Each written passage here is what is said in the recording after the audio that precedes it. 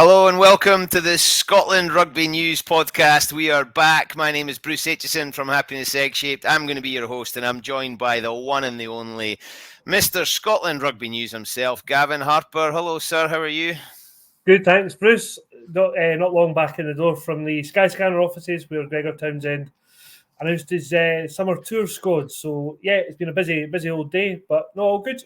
Nice. You book a few flights while you're there? We holiday? We trip across the island? What did you get up to? We trip across to Ireland is on the cards for the Glasgow game at the weekend, but no, Skyscanner were saved of having to deal with booking me any flights this afternoon. Nice. It's an interesting partnership. It's a good one because obviously Skyscanner's now global. Everybody knows about it. It's a nice brand to be associated with for Scottish rugby. It'll help all the fans get into all these far-flung summer tour destinations, certainly. I love it when you plug it in and it says you will arrive in 24 hours and there's 3 stops on the way, but it's only cost you £27. I didn't understand that. How's a direct flight more expensive than anyway? That's another story. I'll take that up with Skyscanner. So we have digressed somewhat. just a little bit. So I'm going to get this off my chest now, right? I'm going to put this out there now, and then I'm going to stop moaning about it. But I find it difficult when it is not a full strength squad going and people are going to pick up full caps. I'm just laying that on the line now. But that said, there's a whole load of boys I'm really chuffed that they're getting to go, and I probably just need to dry my eyes and get on with it. That this is just the modern game, I think, is what would get thrown back at me. But I do find it tough. So what was Gregor saying? So, I mean, I think an exciting opportunity for the 10 uncapped players. Very much, it feels like obviously is a new squad. Some, Rory Darge, Matt Fagerson, some names that people will be familiar with. Sione, Hugh Jones, Duhan. So there's a core there of the guys you would expect. But yeah, I think there was a bit of Googling going on among the Scottish Rugby press pack this afternoon. But no, I suppose, all joking aside, some of the guys have been about for a while, been in under 20s and that kind of thing.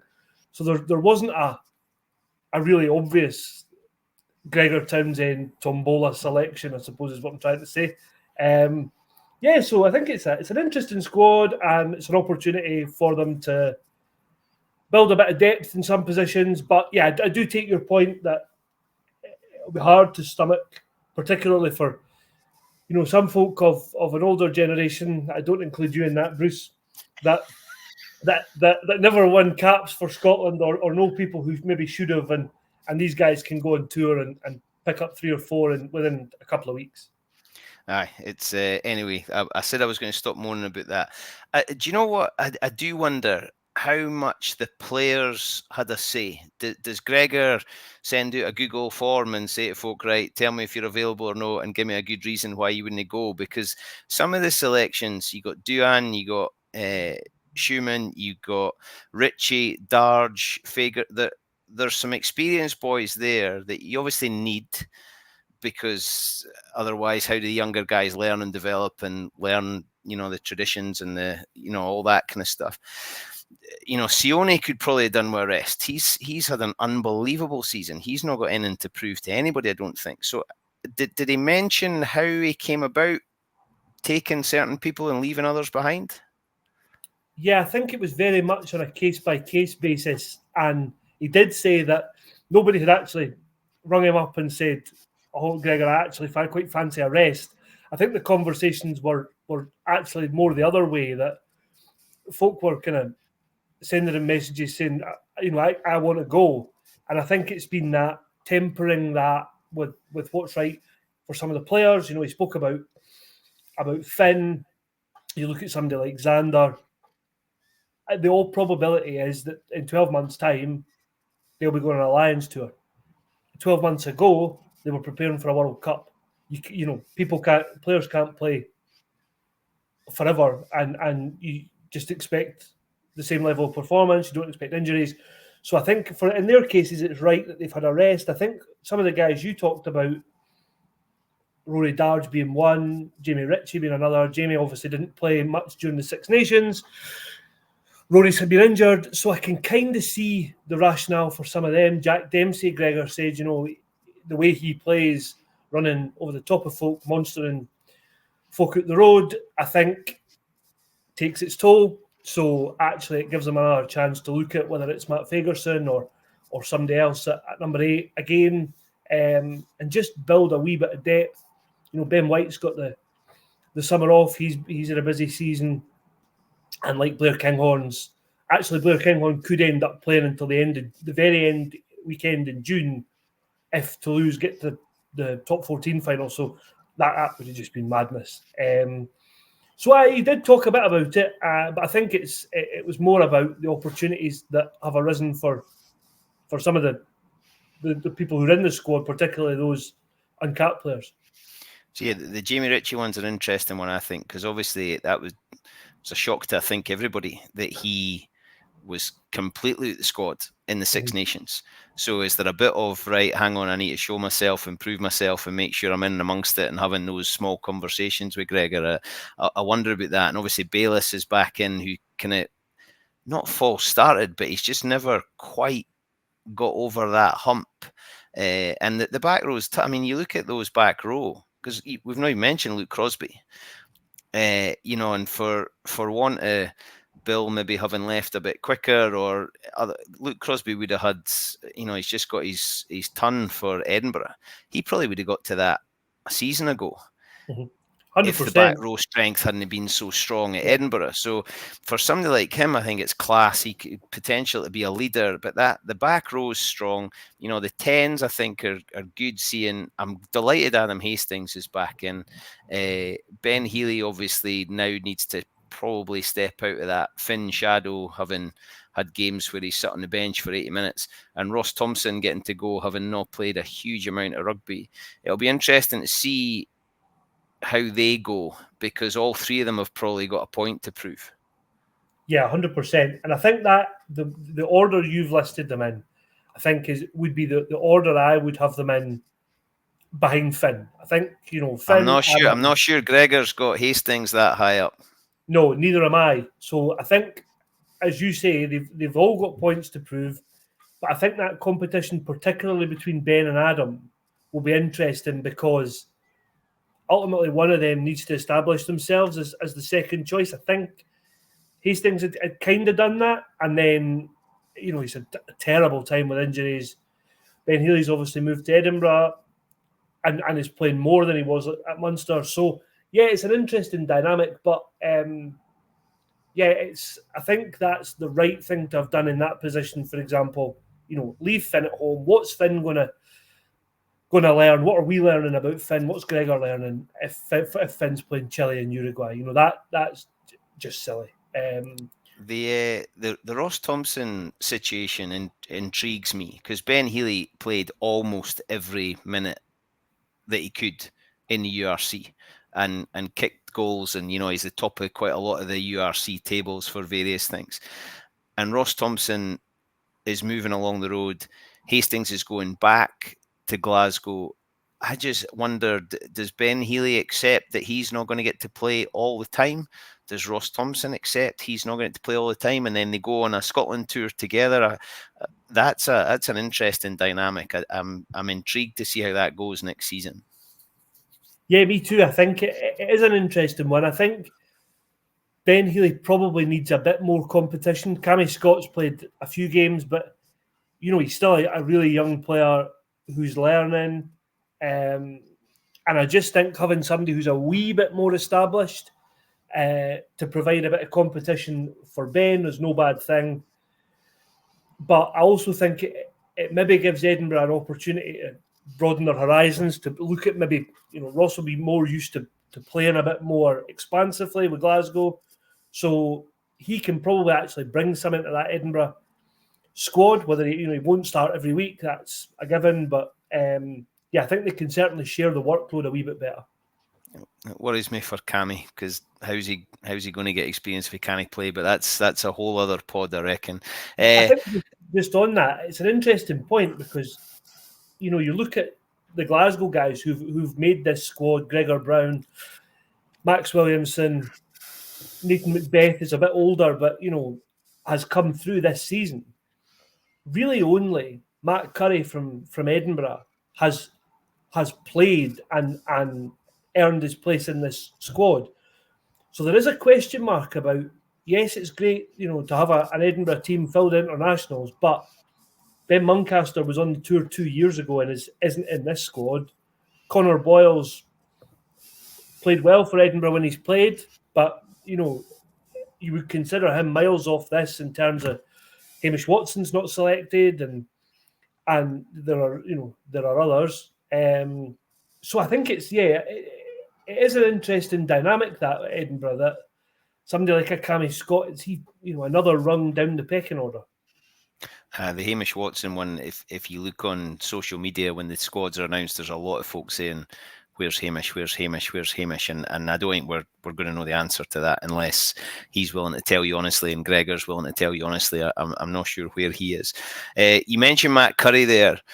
The centres are interesting as well. Roddy Dean's up at Merchiston Castle will be having kittens if Jamie Dobie, Matt Curry and Stafford McDowell all get to play for Scotland at the same time. He will be peeing his pants with that one.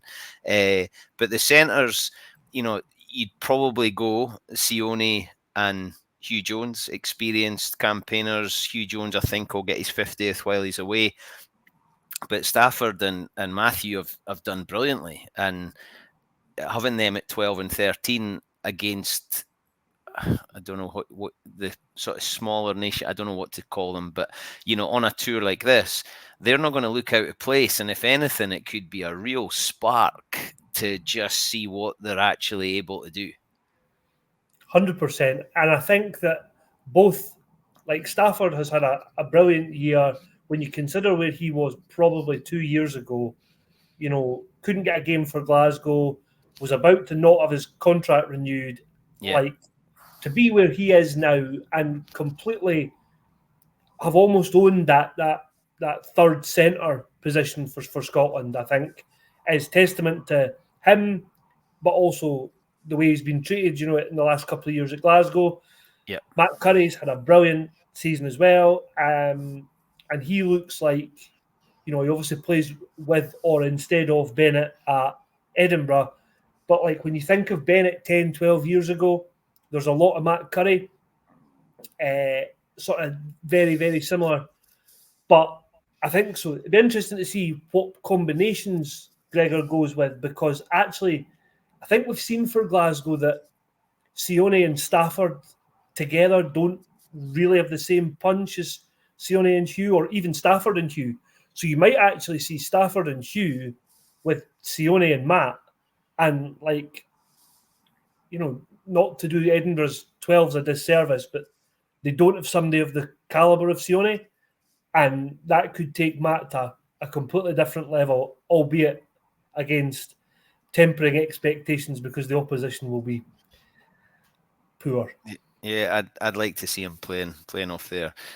Right, I took a bit of stick, especially from my buddy John the Bruce in Hong Kong, for my Horney line last week about DuPont running the George Horn line.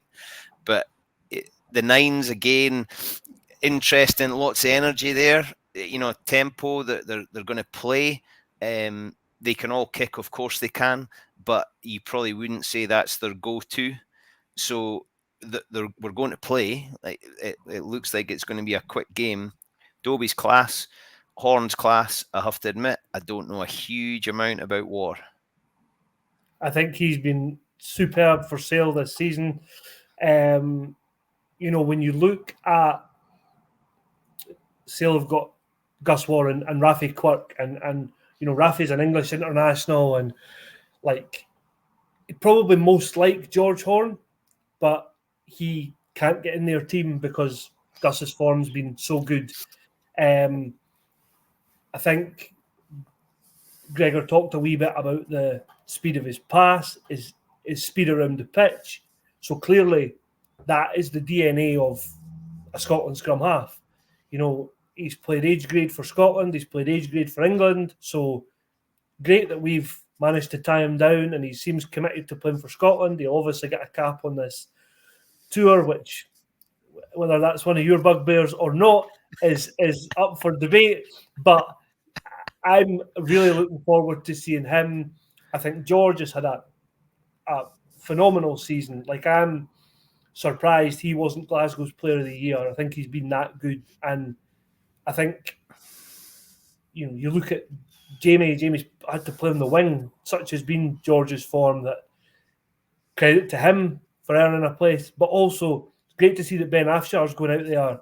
I think that experience of being with them for the last 2 weeks could actually be invaluable for him. And Gregor's also said that the three guys who are development players will actually could be available for selection if there's injuries and stuff. So yeah, I think there's plenty made of positions that we don't have loads of depth. Scrum half's not one of them. Roddy Deans again will have kittens if Ben Afshar gets a cap on this tour. That's another one to add to his list. But you've 3 nines for that number of games. They're all coming back with 3 caps. Because they'll log it off the bench, so they're all coming back with caps. Which adds to that experience moving forward. Similar, I would think, with the 10s. It'll be interesting to see if he pairs them up and says, right, Dobie, you're going to be with Hastings because that might work next year. George, you're going to be with... It'll be interesting to see. Let's jump into the forwards because I'm interested here. I'm going to show my absolute bias here. I'm delighted to see Rory Sutherland going. I am so chuffed for Suts. Speaking about Stafford being close to this, that, and the other, and keeping going, Suz has had it all to deal with. For him to get a Scotland tour, I'm absolutely buzzing. I hope he shows up. I hope he really goes for it and stays injury free. 100%. Yeah, I mean, what a terrible couple of years he's had with Worcester, and then he obviously found a bit of a short-term deal at Ulster, which seemed to go reasonably well, and then moved to France, and that hasn't. Was it not you that replaced him at Ulster? Was it not you that? Oh no, it was Kitsov. He's got a better tan than me, but not by much. Stephen Kitsoff will never ever forgive you for being compared to this portly journalist. Very good. Thanks very much. I put you off there. But anyway, Suz is in. But the props are interesting. I've kind of grouped them into 2. You got Sebastian Schumann, Walker, I suppose, and Sutherland, who have kind of been around and done it. Miller Mills, as I think he's called himself, a bit of a journeyman. He's been here, there, and everywhere, and then all of a sudden he's playing for Northampton, a Premiership final. He's going on a Scotland tour. It's like, hang on a minute, if you hang around long enough, this game gets good. And then Macbeth and Hurd. So come on, talk me through the props, because they're all going to get game time. Pierre, I'm kind of surprised is going. I think the rest probably all need it. Yeah, I probably agree with that. I think it's the one position in the pack, or the front row, is the one position that we don't have great depth.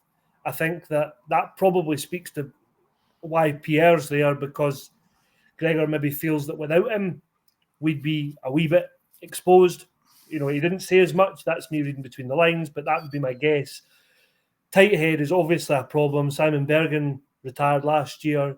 VP Nell is now gone. Xander can't play every minute, so we badly need depth there. Sebastian's never really sort of proved himself at this level, so again, it's another chance for him. Elliot Miller-Mills is now a Premiership winner, so yeah, you give him another opportunity, and Will Hurd, ultimately Elliot Miller-Mills would never have got the opportunity had Will Hurd not got injured before the Six Nations. So I think it was only right that he comes in, and obviously Murphy's had a terrible run of injuries just back at the end of the season. Can't get in the Glasgow team, but I think that's another area where you would be slightly worried that you're taking guys who can't get in club teams. Murphy Walker can't get in the Glasgow team ahead of Ollie Kebble, but Ollie Kebble's international future seems to be finished. So I think there's a bit of work to do there. But on the other side, I think you look at Jamie Batty. Alec Hepburn, there is a bit of more depth at loose head. And I think had Hepburn been completely fit, he might have gone and Schumann might have stayed at home. But I think that's where they've kind of had to strike a bit of a balance. I think it'll be a kind of break glass in case of emergency with Pierre, won't it? Hookers, Ashman is the established hooker of the group, I would have thought. The other three, we've probably got a bit to learn. I'm stoked for Paddy Harrison. What a boy that is. I've got so much time for him. Great lad. But I don't think I'm underestimating this by saying he's probably pinching himself. I mean, yes. I think that is fair. Yeah, I'm pretty sure he'll have had to cancel his holiday to Magaluf. Like this is, but is he old enough to go to Magaluf? Oh, what a boy! The thing is, he'll be getting pelters at him because that'll be him not on the farm for the summer. He's like, "Oh, sorry, I can't. I'm away on tour with Scotland." Great lad, and a promising player. So hopefully, seems like the purpose of this tour is to give experience and all those things that get churned out. But for somebody like Paddy, this is an amazing opportunity. Like, yeah, I mean, he's only, like I said to you before we came on air, he's only played 38 minutes for Edinburgh this season, which shows, he's third or fourth choice. So actually, for Gregor to even have considered him is a bit of a leap of faith. And let's not forget, he's in that squad ahead of Gregor Hiddleston and Angus Fraser, who've played a lot more rugby this season at Glasgow and both played really, really well. So, yeah, I think it will be a bit of a pinch me moment for Paddy, but, if he can go and pick up bits and pieces from the other three hookers, then good on him. Interesting that Dylan Richardson is in as a hooker. He obviously, so he started as a hooker, moved to the back row, played open side for the Sharks, won a cap in 2021 against Japan, but seems to have moved back there. But I asked Gregor earlier if he'll be used as a kind of hybrid forward, if you like, but he's there as a hooker and the sort of break glass in emergencies he can play in the back row. That's a South African thing, though. You can play in the back row, but you can throw in, or you can just get on with it, son. Like our hookers, the skill of hooking now looks like it's gone. So he'd do push and get around the park. So he's if we're playing tempo, if we're playing with these nines, then Richardson's going to be asked to get round the park.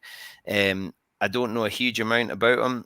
Smith, I'm chuffed for. I think that's an interesting one. He's had to go away and sort of earn his stripes, and it'll be interesting to see how he's used. Yeah, I think so, but I think it's an interesting one because you look at international rugby players now, and we kind of wrongly write them off when they make a certain age and they've never won a cap, or it's almost like somebody's discarded. But Robbie Smith's only 25, and actually that's still young for a front row. So he's gone away. He's worked hard at Newcastle. He's been unlucky not to be in the Northampton team.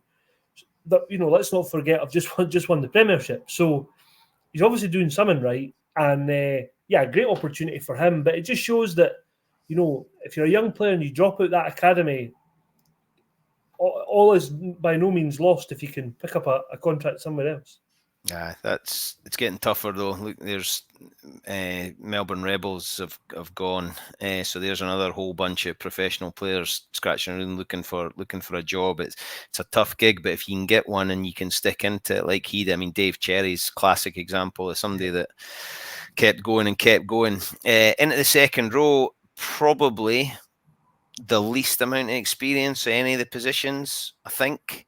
I'm delighted for Cummings. I think he's a player. He had that real purple patch where he would just seem to be all over the place for Glasgow and for Scotland, and then and I'm delighted for Chugga Young.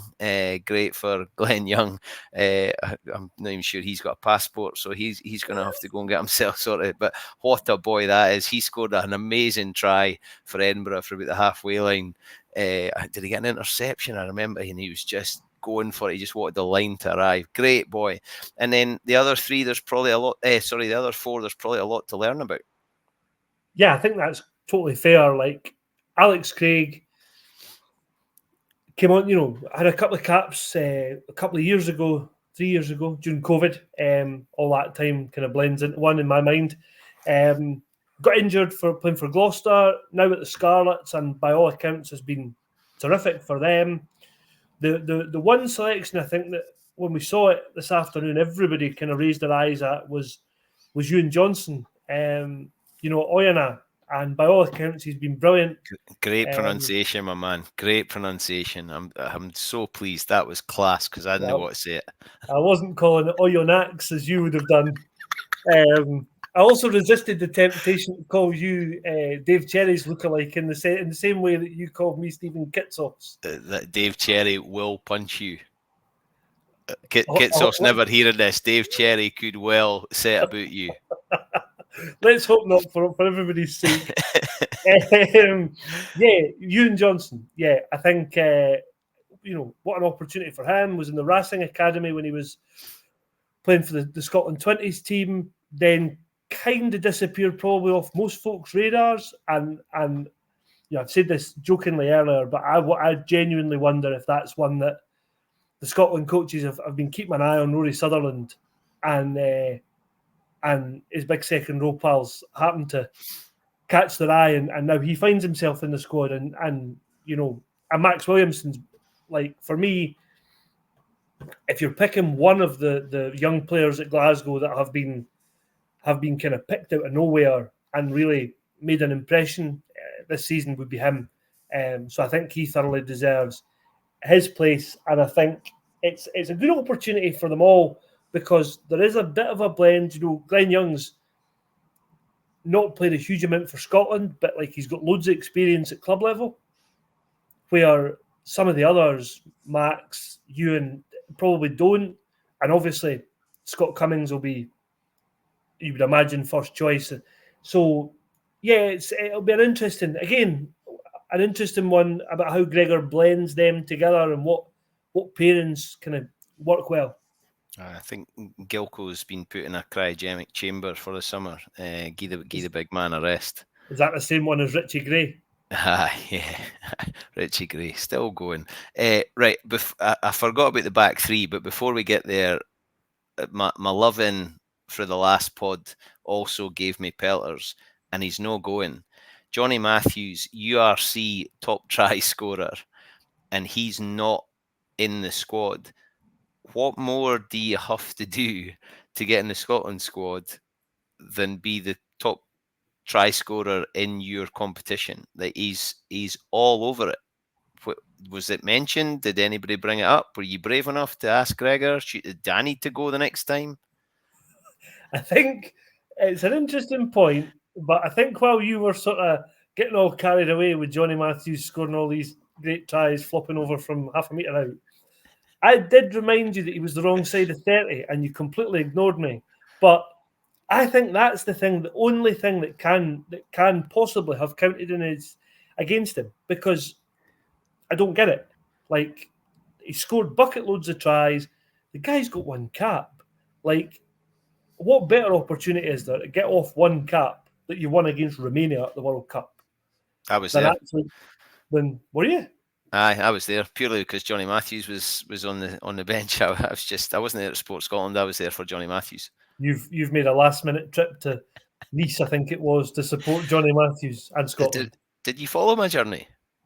I want to say yes, but did you not follow my journey? Bruce, I might have blocked you on social media. Well, Hendo picked me up for the school gates on the Friday. We drove to Newcastle. We got the ferry from Newcastle to Amsterdam, and then we drove from Amsterdam to Lille. It was class. It was in his Land Rover. Anyway, you can go back and search that on my social media. I do vaguely remember these now. You just do so many of these crazy trips that I can never Class. keep up. Hendo, I owe the man so much, and including a tank of diesel. Back three, we forgot about the back, or I forgot about the back three. Duhan gets to go, which again, I scratch my head at. Kyle Stein getting to go, leader, back in there.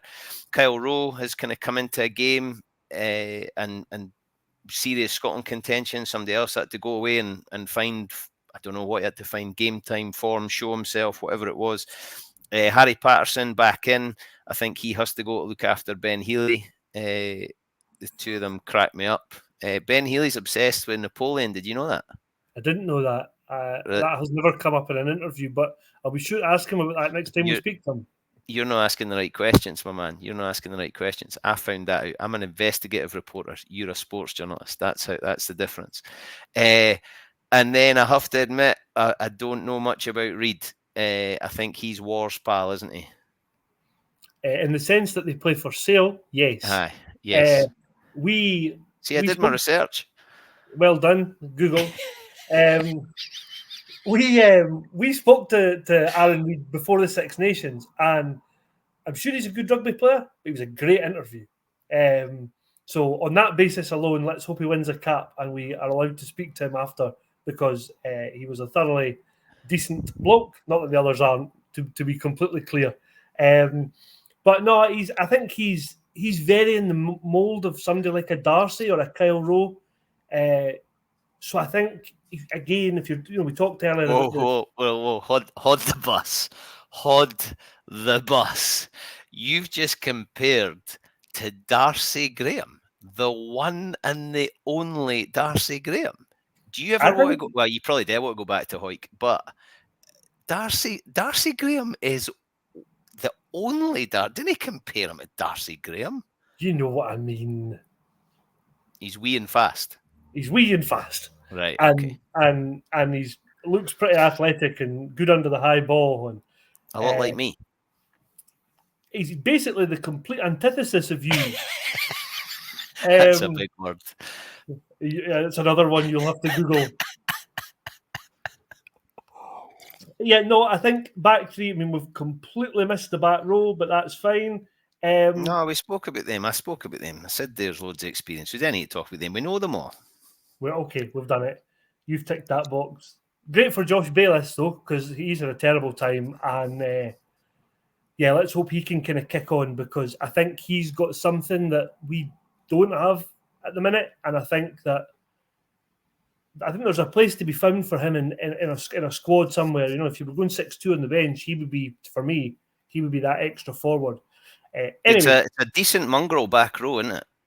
Yeah, I think the back row's got loads of quality in it. If you look at Jamie, who's had a difficult season, but is coming out of it like nobody could have believed in the Six Nations that Jamie Ritchie would be on the stage at the Edinburgh Awards collecting their Player of the Year.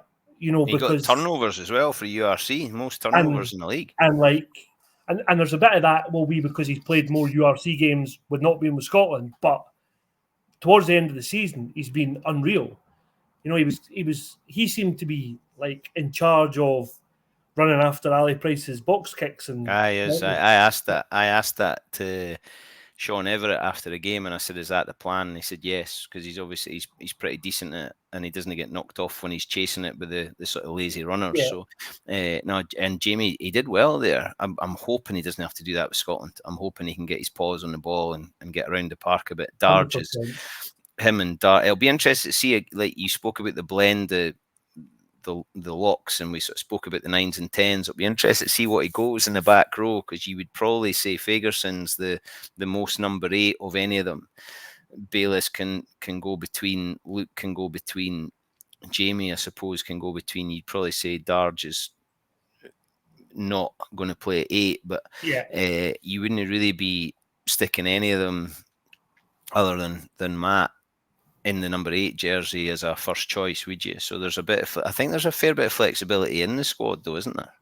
100%. Yeah, I think it's an interesting one, and even just for like I always said, in the style of Hooper and Pocock doing it for Australia, I would have loved to have seen Hamish Watson play with Darge 7 and 8, because they did it 6 and 7, but I think it really, to me, it just didn't work.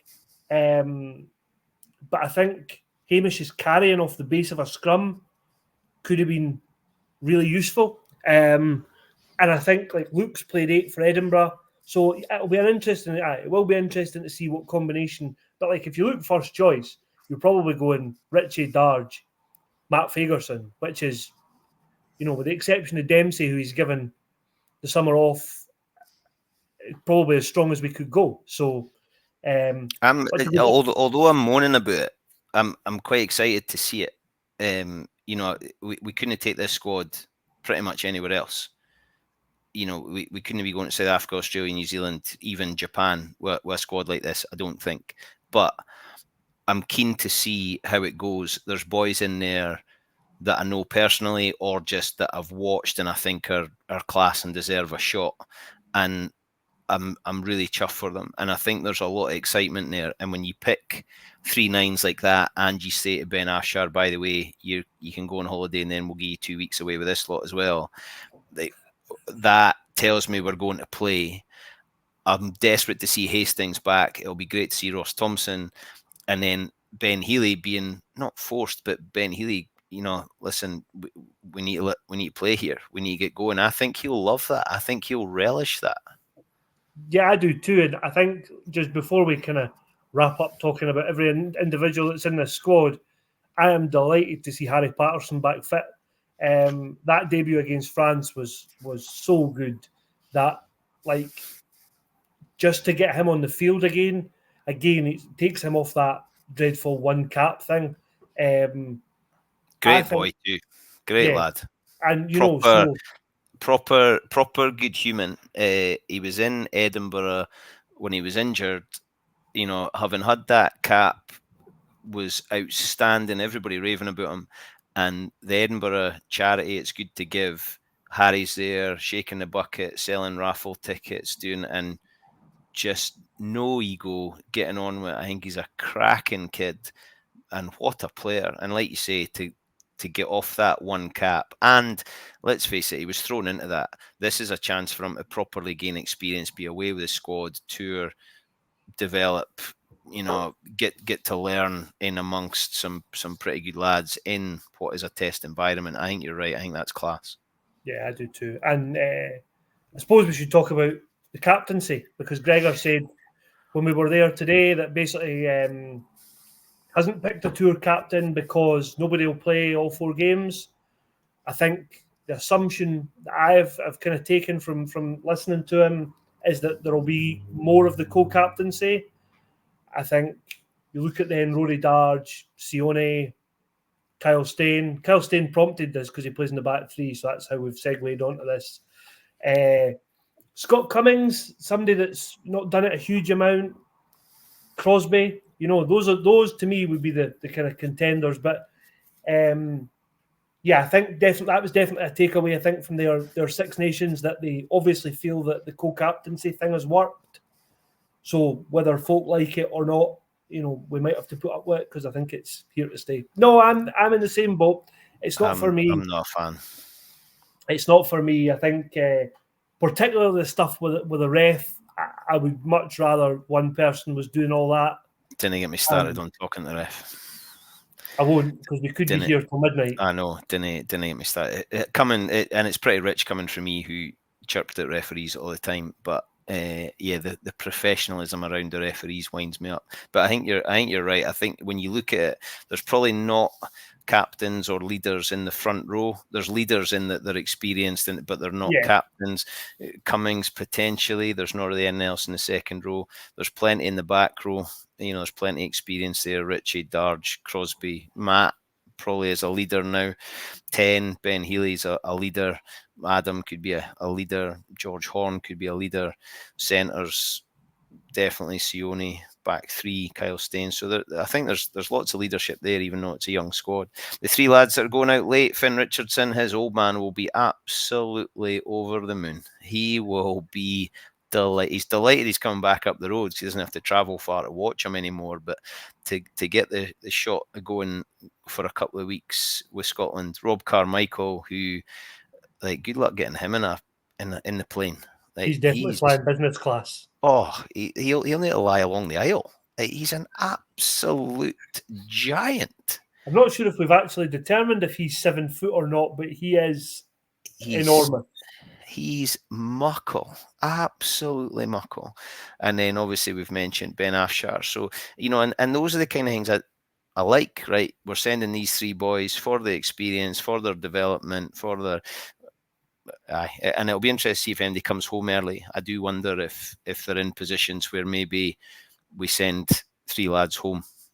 So, just on that, there will be players come home early. So, I think there'll be players come home after the North American leg, and they'll take a smaller squad, Gregor reckoned, of about 30 to South America, because obviously, if you've got 37, not everybody's going to play, and then what's the point?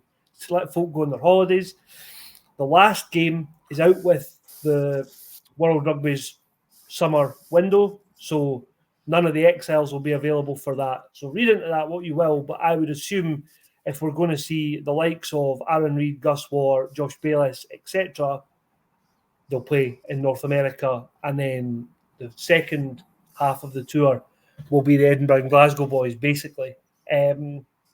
Which is no bad thing. It doesn't kind of weaken the squad any, but yeah, I think we'll be down to about 30, and I think that's where those three development players kind of fit in. That they'll make up numbers in training, but also if there's an injury, rather than having to send for get Gilco at the cryogenic chamber or whatever you called it. Big giant Rob Carmichael will be in position. What's the point in World Rugby windows? Like, what? Nobody pays attention to them in the autumn. Nobody pays attention in the summer. Like, who are they for? Yes, good question. It's definitely one for another conversation. Right. But Okay. it needs looked at, because it's madness that countries play a game out 1 week outside and are all of a sudden robbed of half their team. Not just Scotland. I'm thinking about think of Wales, particularly with their exiles. But for example, because there's an agreement between the RFU and the England squad, they get full access throughout the whole Six Nations, so the players don't have to go back on the following weeks and all this kind of stuff. It is not a level playing field. It's not fair.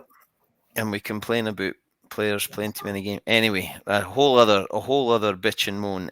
Glasgow, you called it. You said Glasgow were going to win. There's no chance any of us saw the margin coming. But what a win. And tease it up this week. And I think their opposition are a wee bit twitchy. Would you say that? I thought that, and I was interested in the way that Graham Rowntree spoke the other day about Glasgow was praise upon praise upon praise. There was no, we think we can take them. There was nothing that suggested Munster were counting their chickens. I think they know exactly how difficult Saturday night at Thomond Park will be. And I think there's last time Glasgow went there, they were 28-0 up at half time. And I think that has put, Graham Rowntree called it a punch on the nose, but I think it's done more than that psychologically. I think that might have more of an impact than they were willing to kind of let on. They've played since, Munster have beaten them since, but really, really interesting. The game against the Stormers was our columnist, The Pen, has described it as Glasgow's best performance of the season, and I think that's entirely fair. I thought they just got it absolutely bang on. But obviously, Stormers give you loads of opportunities to have a go, basically from wherever you want. Really, if you're brave enough, you could run it from your own try line. Definitely going to Thomond Park, they won't get that. So yeah, it's a totally different prospect. But look, if you're going to win championships or be in finals, you have to beat the best teams, and the best teams don't all play the same way. And Scottish Rugby are chuffed they didn't have to turn around the pitch at Murrayfield after Taylor's been on it to get ready for a Glasgow final. So you quite enjoy your night at Murrayfield? Unbelievable. It was phenomenal. She is incredible. And Paramore were the warm-up act. They were class. And then Taylor smashed it. 3 probably of the happiest hours I potentially spent at Murrayfield. I mean, the bar there will be low because between some of your coaching achievements and some of the Hey, dark days hey, of Scottish rugby, hey. um, Terry, yeah, let's not get personal. I made one comment about Stephen Kitsoff, and you've gone supersonic on it. Relax, man. Right, big fella, great to see you. We're going to subscribe to Scotland Rugby News, everybody, aren't you? So that you can read everything that's going on. Gav's even let me write an article. So £1 for 6 months is the introductory offer. Snap it up now, because then it's going to go up, up, up. Or you can do £12 for a year. So subscribe now to Scotland Rugby News, and you can hear and read all about it. Gav, an absolute pleasure. Great to see you. Safe travels to Ireland this weekend. Enjoy. Johnny Matthews, man of the match, and a hat trick. I'm telling you now. let's hope so. And yeah, look forward to that at Thomond Park. Nice one. Cheers, mate. Great to see you. And Good hopefully, man, you too. everybody, that's episode 2, all wrapped up. I hope you enjoyed listening. We enjoyed talking. There'll be lots more to come. And hopefully, this Scotland squad's going to go and do something pretty special in the summer. But for now, he's Gavin Harper, and my name is Bruce Aitchison from Happiness is Egg Shaped and Scotland Rugby News.